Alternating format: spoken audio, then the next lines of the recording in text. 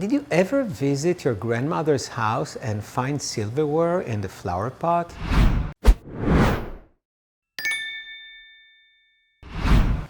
The reason that some people do this is they think planting non-kosher cutlery in soil is a valid method to kosher them. Is this true? The short answer is no, but with a caveat. There are cases where plunging a knife into hard soil 10 times will kosher it, but this does not work for other cutlery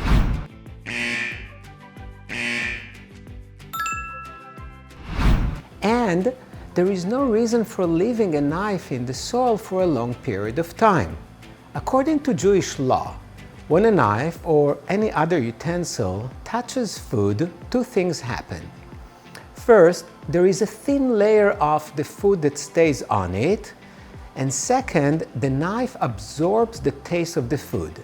Therefore, when a utensil touches dairy, the knife itself becomes dairy and cannot be used for meat, and vice versa. If dairy cutlery is used for meat, it becomes non-kosher. There are several ways to kosher it, and one of them is ne'itza bakarka, plunging it into hard earth 10 times and by that removing the food residue.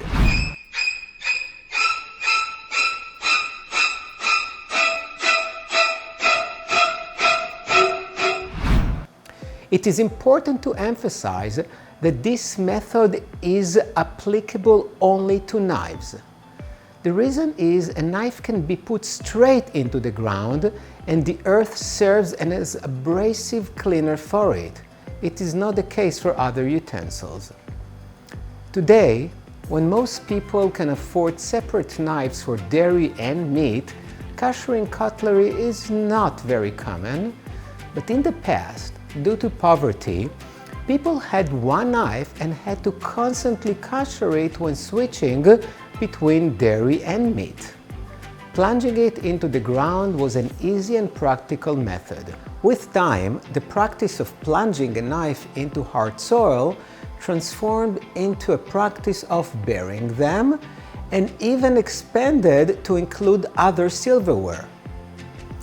It may add some edge to your flower pots, but know that planting non-kosher cutlery will not make them kosher again.